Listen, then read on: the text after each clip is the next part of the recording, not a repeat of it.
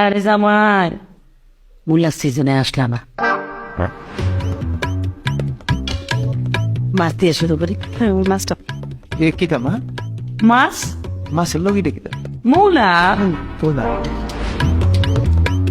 সিজনও তো আসলাম না, আসলে তোর মাছ রান্না করা লাগতো না। গুড়া মাছ দেই। গুড়া মাছের লগে যে কিতা মা ওমা মূলা না আরে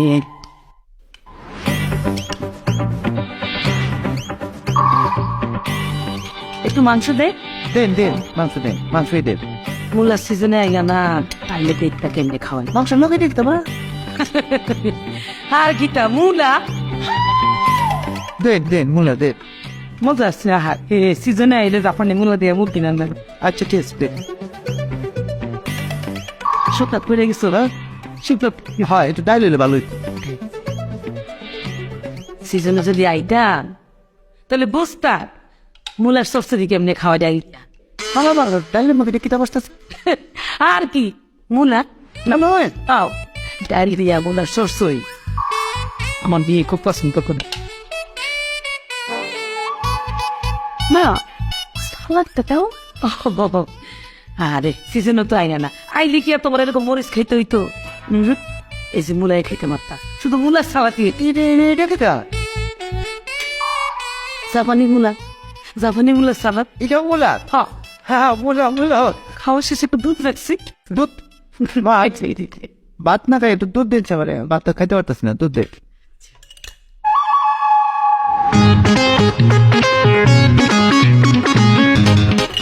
মা একটু খাঁটি দুধ।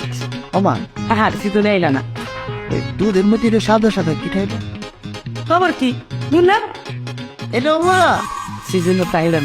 এই জন্য এনে কিনা করতে পারি এটা মুলার সিজনটা এটা এনাতেই বলা হলো যে মাসাল্লাহ যে মুলা সেই জন্য এনে খেতে পারবো সিজনে আইলে মূলা তো বিভিন্ন আইটেমের পাওয়া যেত, মানে জাপানি মূলা, চায়না মূলা, মানে মোটা মোটা মূলা।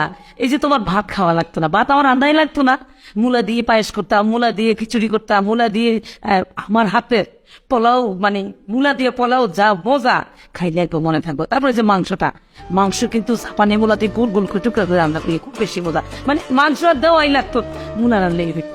এই যে এখন মনে করো রান্না করছি এক জাতের মূলা দিয়ে, এখন একটাই পাওয়া যায়। আর সিজনে হইলে বিভিন্ন আইটেমের মূলা পাওয়া যায়, তো চিকন, লম্বা, মোটা, জাপানি, চাইনিজ, তখন বিভিন্ন আইটেমের মূলা রাখতাম আর কি। মুলা খেতটা কোন জায়গা করছে রাস্তার ওইবার খেতে যাবো একাইলে ভালো হইতো না তাহলে কিরে জামাই এত মূলা পছন্দ করে, তুই তো আমার আগে কষ্ট হয়, তাহলে তো মূলা খেত রাস্তার ওই পায়ে লাগাইতাম না, ঘর সামনে লাগাইতাম। জামাই যাইতো আর খাইতো, তাই তো আর খাইতো। অনেক পছন্দ।